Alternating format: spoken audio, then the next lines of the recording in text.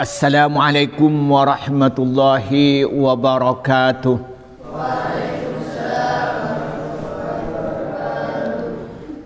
Alhamdulillahi rabbil alamin.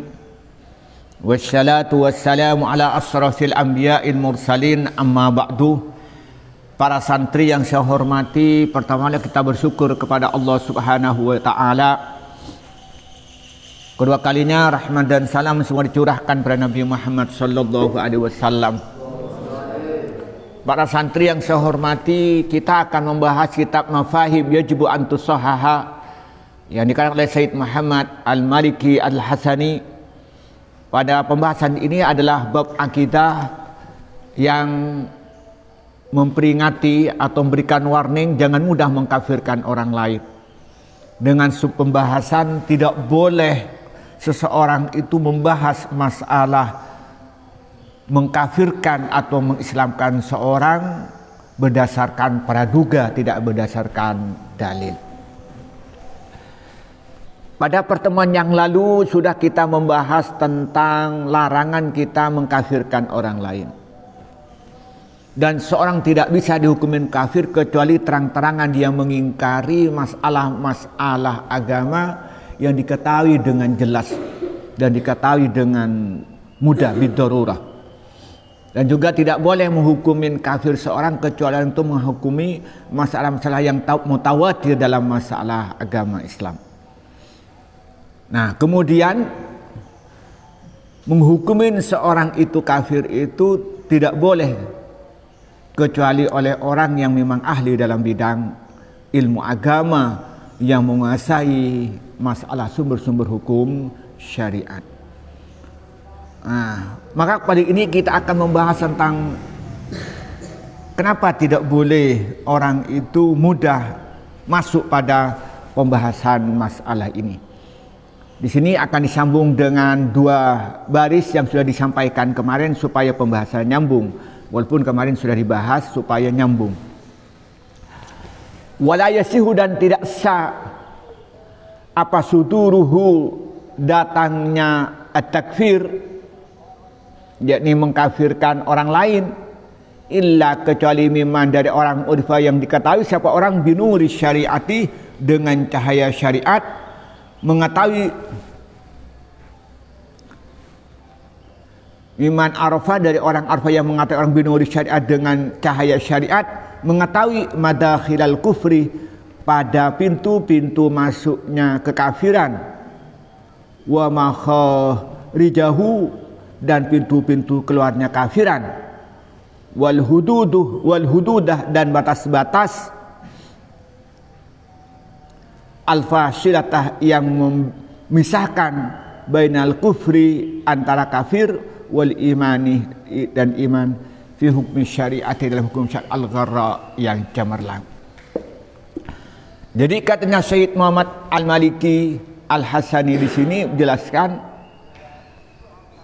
keputusan memberikan hukum seorang ini memutuskan orang lain itu kafir atau tidak sah kecuali dari orang yang betul mengetahui tentang nur syariah.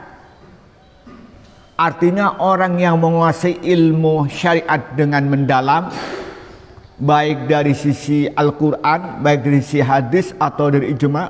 Artinya dia itu ilmu Al-Qurannya sudah paham dan menguasai, ilmu hadisnya juga paham dan menguasai, kemudian tafsirnya sendiri menguasai, hadisnya sendiri juga menguasai. Kemudian dia menguasai usul fikih, menguasai ilmu bahasa, sharaf, nahwu, balaghah, mantik, dan kemudian dia itu menguasai ijma', dan kemudian dia memahami dan menguasai tentang aqwalul ulama. Nah, baru dia itu boleh membicarakan tentang atau memberikan hukum dia itu orang lain sudah kafir atau tidak. Nah, orang yang boleh menghukum itu orang yang betul-betul memahami tentang di mana hal yang membuat orang itu kafir, apa yang membuat orang-orang itu betul-betul dia seorang muslim, dan apa hal-hal yang memisahkan antara kafir dan iman di dalam pandangan syariat. Itu sudah diterangkan kemarin. Oleh karena itu katanya fala yajuzu, maka tidak boleh li ayyi insanin bagi setiap manusia arogduh apa membahas secara mendalam fi hadal midani, dalam masalah ini, jadi masalah-masalah hukum agama, wa takfiri, dan mengkafirkan seseorang, yakni memberikan klaim kafir pada orang lain, bil awhami, dengan praduga, wa dununi, dan praduga, duna tasabutin, tanpa meneliti, wa yakinin, dan keyakinan, wa ilmin, dan tanpa ilmu matinin yang kuat, wa illa, jika tidak, artinya tidak, dia itu tidak tidak melakukan penelitian dan tidak berdasarkan ilmu yang mantap, ihtalatoh, maka bercampur, subuluha, apa jalan-jalannya medan wa takfir, bil aftohi, dengan bermacam-macam keliruan, walam yabqah, dan tidak tetap muslimun, seorang Islam, ala wajhil ardi, di muka bumi, illal qalilu, kecuali sedikit. Bisa illal qalilah wa illal qalilu, karena ini mustasna manfiya. Di sini katanya fala yajuzu li ayyi insanin ar-raqdu fi hadzal midani wat takfir bil awhami wadh-dhanni wal madhani wadh-dhanni. Apa katanya di sini? Kita tidak boleh mendiskusikan, membahas, atau memutuskan tentang pembahasan agama, pembahasan syariat, dan juga membahas tentang mengkafirkan atau memberikan klaim kafir pada orang lain hanya berdasarkan dengan auham. Auham itu praduga, dzon praduga. Jadi dalam ilmu bahasa itu, kalau kita belajar usul fiqh, misalnya di muqaddimahnya apa, bab kalam, ya bukan di bab kalam, di al-waraqah itu kan ada zon, ada waham, ada syak. Itu ada waham, ada zon, ada syak. Kalau kamu itu ragu-ragu, itu ada 3 macam. Contohnya ini, saya ragu-ragu, apakah anak santri hari ini kenyang atau tidak pagi-pagi. Nah, ini duga saya. Nah, kalau ternyata saya lebih yakin sampean kenyang karena tadi malam makannya agak malam, itu namanya apa? Zon. Karena lebih banyak ragu tapi lebih banyak yakinnya apa? Kenyang karena makannya tadi malam agak malam, berarti apa? Zon. Kalau ternyata saya lebih banyak keyakinan saya sampean ini laparnya karena sampean ternyata makannya kemarin sore, malamnya tidak makan, nah itu namanya ini ragu-ragu, lebih yakin sampai ini lapar. Berarti ketika saya bilang sampai menduga kenyang, oh ini kenyang ini, berarti kan sedikit lebih yakin laparnya. Tapi saya menduga sampean kenyang, itu namanya waham, karena lebih kecil. Kalau sama antara sampean kenyang atau lapar, menurut pandangan saya sama, pandangan saya nggak ada yang lebih unggul, itu namanya syak. Nah, di sini menggunakan istilah bil awham, hanya dugaan kecil saja, kira-kira begini, dia tidak punya dalil, kemana-mana dalilnya hanya satu, kullu bid'atin dolalah, terus kok nggak punya dalil lagi, itu namanya awham. Nah, kemudian wazan, nah, dia punya dalil, agak banyak dalilnya, tapi sayangnya tidak menguasai usul fikih, tidak menguasai ilmu nahwu. Saya itu dengarkan YouTube, ada ustadz itu yang semangat sedikit-sedikit membiatkan orang nahwu kocar kacir. Wa kullu bid'atun, katanya. Wa kullu bid'atun dolalatun. Gimana sih? Jadi kullah mubtada, dolalatin mudhaf ilaih. Ternyata mubtada dibaca fathah, mudhaf ilaih dibaca dhamma. Nah, ini nih semangat mengkafirkan orang, nahunya kocar kacir. Orang yang nggak ngerti nahwu mesti tidak ngerti bahasa Arab. Orang yang ngerti bahasa Arab mesti tidak akan ngerti Al-Quran. Kalau ngerti terjemahan Al-Quran ya, terjemahan bukan Al-Quran. Kalau terjemahannya iya. Karena kalau orang nggak ngerti bahasa Arab nggak mungkin. Pokoknya kita menyatakan innama yahsallaha min ibadihil ulama'u atau innama yahsallahu min ibadihil ulama'ah. Tanyakan pada orang itu. Yang benar yang mana? Apa? Innama yahsallaha min ibadihil ulama'u. Apa maksudnya? Innama yahsallahu min ibadihil ulama'ah. Kalau jawabannya seperti yang dibaca Al-Quran, yang kita baca setiap hari, innama yahsallahu min ibadihil ulama'u. Kalau tanya kenapa dibaca innama yahsallahu min ibadihil ulama'u, kenapa? Nah, dia bingung. Karena maknanya berubah. Wa innama yahsallahu min ibadihil ulama'u, yang takut kepada Allah itu hanya ulama.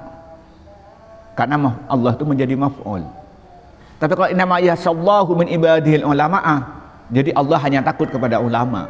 Allah takut pada makhluknya. Itu maknanya berubah total. Nah, kemudian bilang struktur bahasa Arab ini setelah fi'il biasanya itu adalah apa? Biasanya fa'il, bukan maf'ul. Ini kok maf'ul. Nah, yang kedua,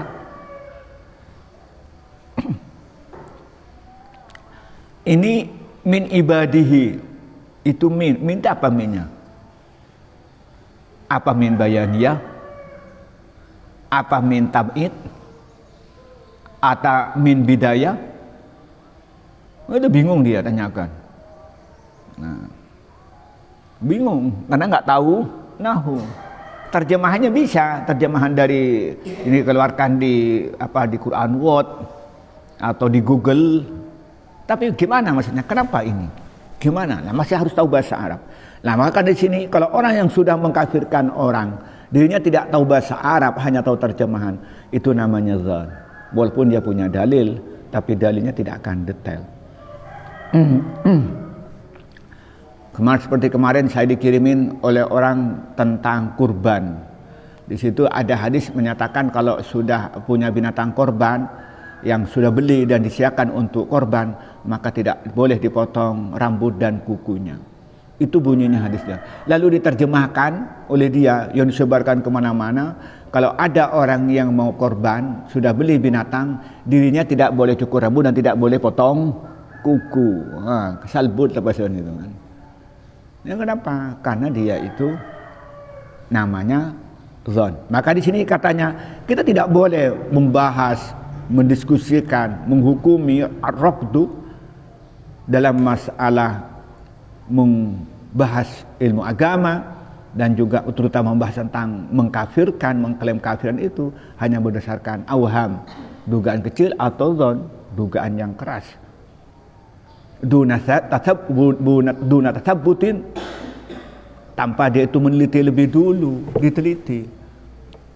Apa dia itu melakukan kesalahan karena dia malas? Apa dia melakukan kesalahan karena dia tidak tahu? Atau melakukan kesalahan karena dia ingkar? Contohnya ada orang sholat, tidak sholat.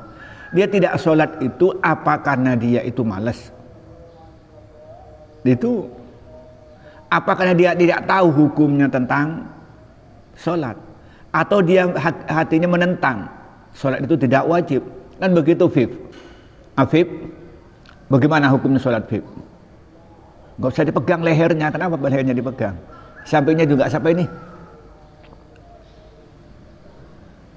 Nah, bagaimana hukumnya sholat? Sholat 5 waktu. Ya, bagaimana hukum sholat 5 waktu?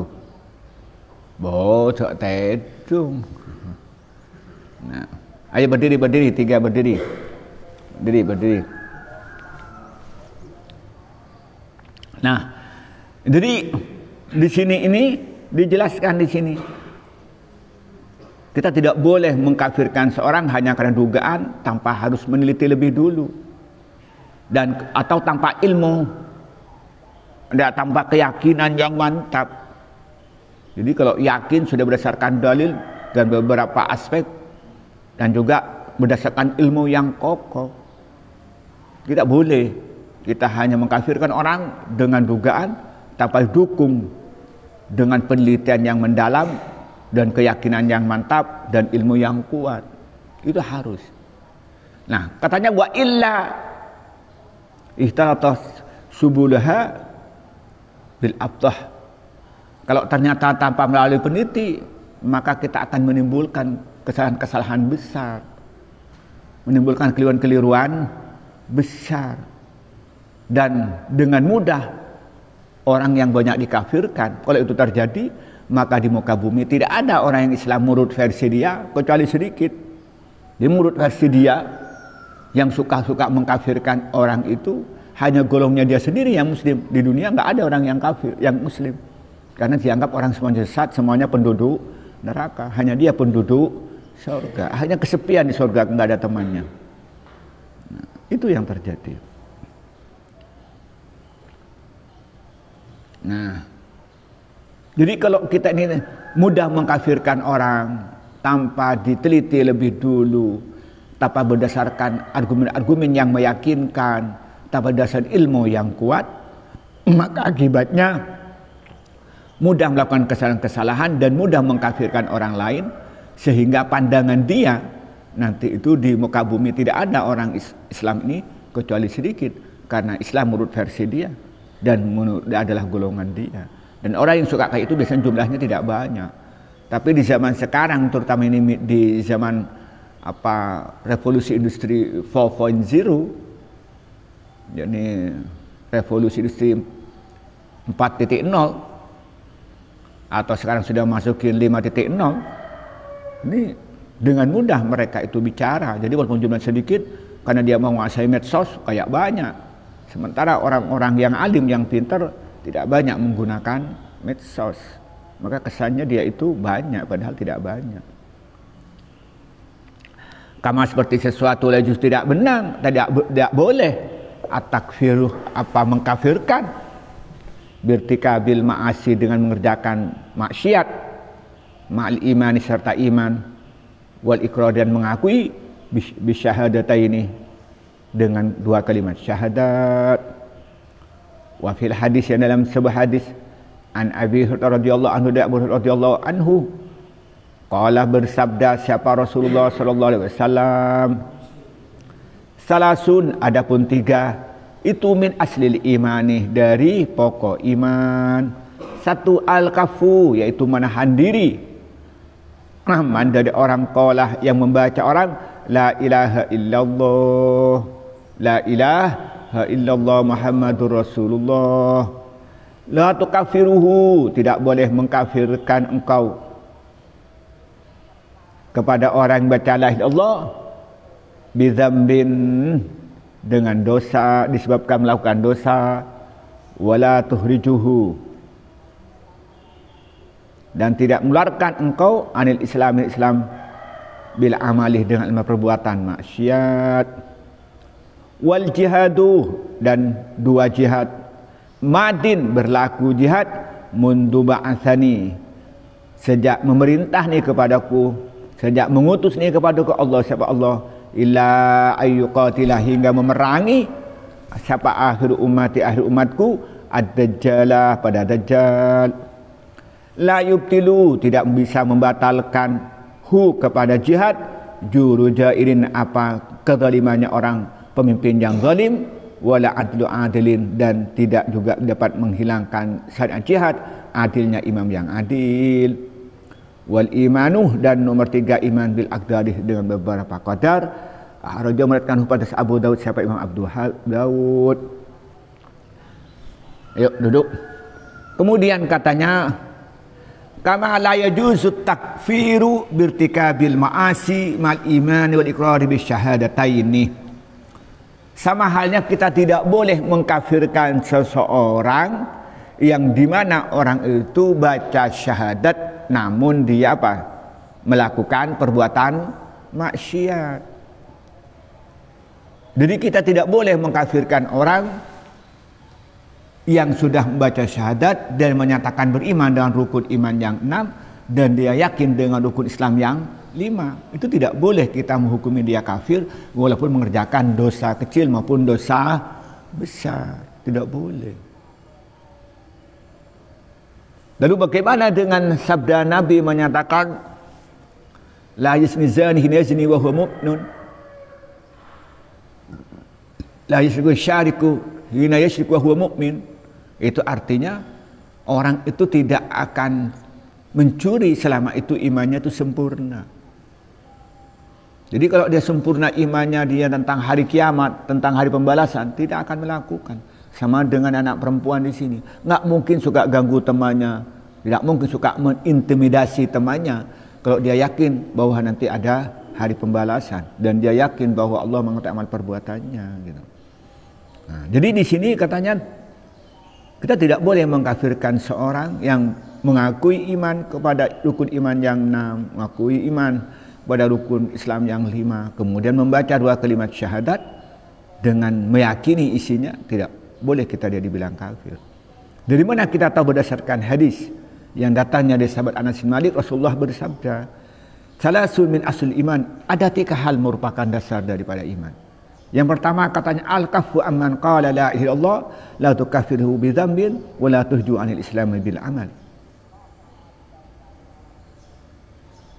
Nah, katanya yang pertama itu adalah menahan diri, tidak mengganggu orang yang sudah membaca kalimat syahadat. Kita tidak boleh mengganggu, baik perkataan maupun perbuatan.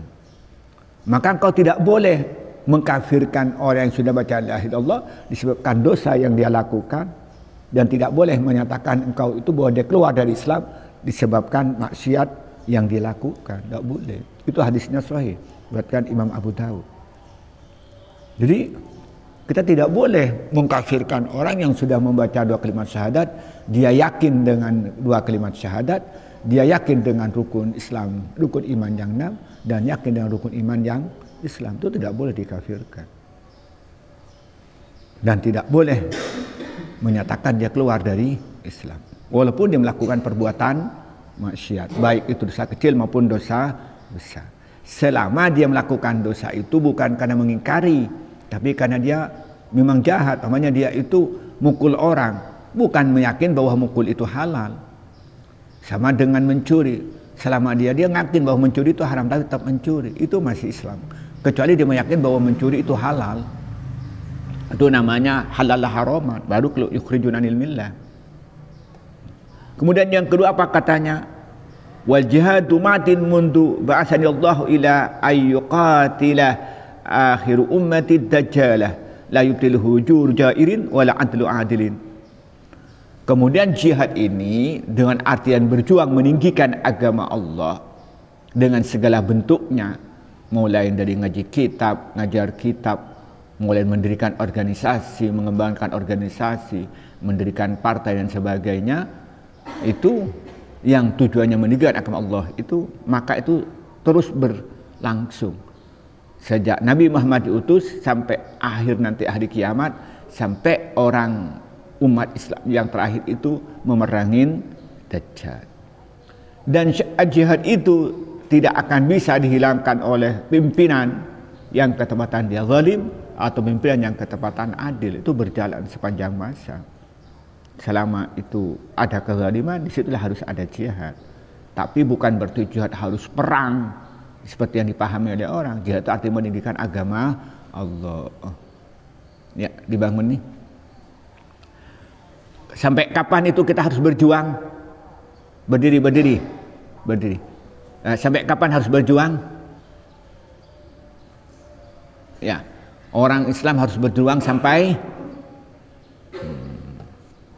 Nah, kita kemudian yang ketiga tanya wal imanu bil aqdar. Kita iman harus dengan takdir Allah. Likulli qada'in qadar. Setiap qada' keputusan Allah pasti ada qadarnya. Kita harus yakin apa yang terjadi di alam ini adalah takdir Allah. Sampean bisa ngaji pada pagi ini adalah takdir Allah. Sampean sehat itu takdir Allah. Sakit itu takdir Allah. Pintar itu takdir Allah. Tetapi Allah membuat likulli syai'in sababa. Allah meletakkan sebab dan akibat. Kalau kamu ingin kenyang, ya makan. Kalau ingin pintar, belajar. Nggak bisa kita, oh ini takdir, sampean nggak makan, ya mati kelaparan. Ingin pintar, cuman omong tok. Suruh ingin hafal Quran, omong tok, ya nggak mungkin hafal. Semuanya takdir, hafal Quran dari Allah, perintah dari Allah, tapi Allah meletakkan sebab dan akibat. Nah.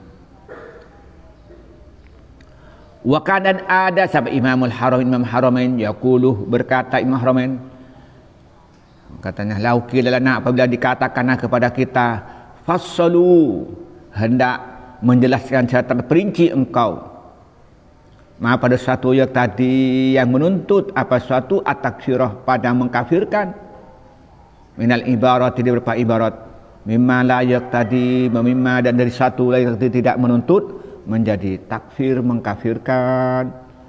Laqulna, niscaya kami jawab, hadza, adapun pertanyaan ini tam'un, itu punya keinginan, fi ghairu matma'in, ya di lain tempat yang berhak untuk diinginkan.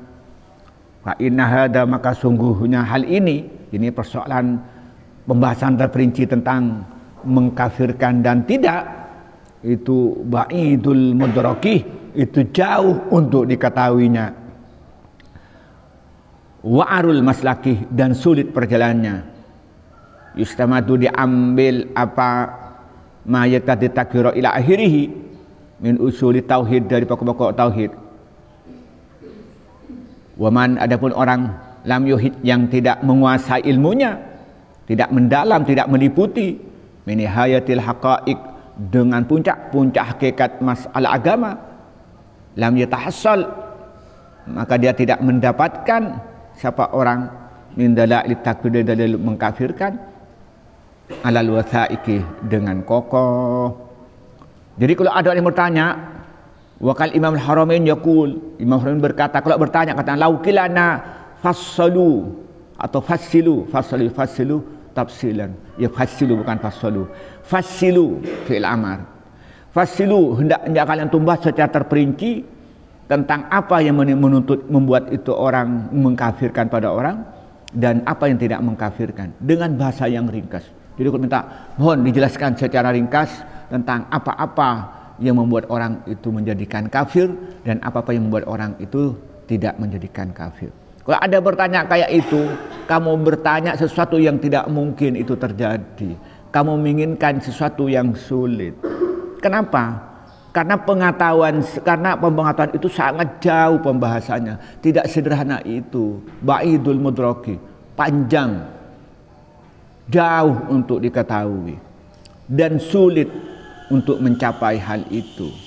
Kenapa? Karena untuk mengetahui orang itu sampai batasan kafir atau muslim, itu diperlukan dengan dalil-dalil pokok-pokok tauhid, dalil-dalil dari Al-Quran, dalil dari hadis, dalil-dalil dari ijma' ulama, dalil-dalil dari aqwalul ulama.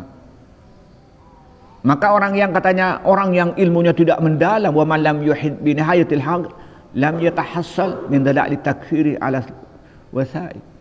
Orang yang tidak mempunyai ilmu yang mendalam, tidak mempunyai penguasaan ilmu yang mendalam, maka dia tidak akan mendapatkan tentang dalil yang membuat hukum mengkafirkan atau tidak secara kokoh. Jadi kemudian yang terakhir, walidzalika, oleh karena itu, nuhadiru, memberikan peringatan kami, kullah tahdzir, dengan sungguh-sungguh memberikan peringatan, minal mujarafatih, dari terburu-buru, bitakfiri, dengan mengkafirkan, fi ghairil mawati'i, di lain tempat asabiki yang telah lalu, apa bayanuha, penjelasannya, al-mawatin, li'annahu, karena apabila cepat-cepat mengkafirkan,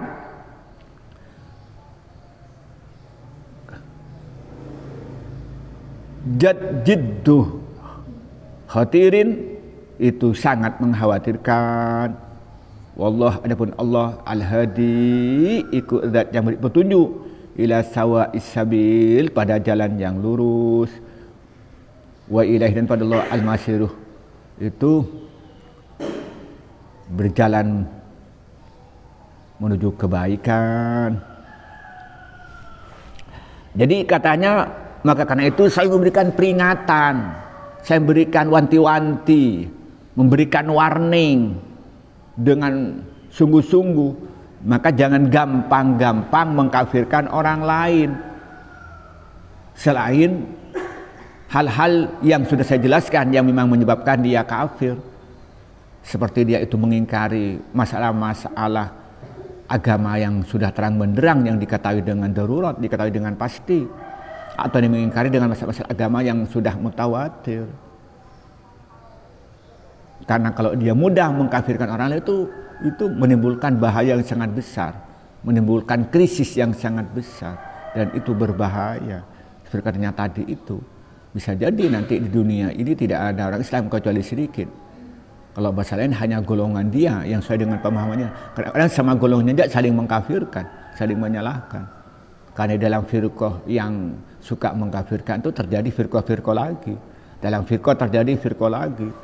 Begitu. Karena mereka itu pengetahuannya sempit dan merasa dirinya paling benar. Kalau bahasa saya tidak suka bertamasya, tidak suka berkreasi dengan pendapat-pendapat orang lain. Ketika dirinya misalnya dia pengikut Ibnu Taimiyah, dia tidak pernah berkreasi dengan pengikut Imam Al-Maturidi, Imam Asy'ari, tidak pernah berkreasi dengan pengikut Wasil bin Atha, dia tidak mau berkreasi dengan yang lain. Dia tidak pernah berkreasi gitu, sehingga merasa dirinya paling benar. Cobalah dia berkreasi baru ditimbang-timbang. Artinya apa? Harus alim, harus banyak baca kitab. Jangan hanya dengar satu hadis, dua hadis, dibawa kemana-mana karena dia tidak punya ilmu lagi kecuali itu. Inilah yang kita sampaikan pada pagi ini, semoga bermanfaat. Allahumma muwaffiq ila aqwamit thoriq. Wassalamualaikum warahmatullahi wabarakatuh.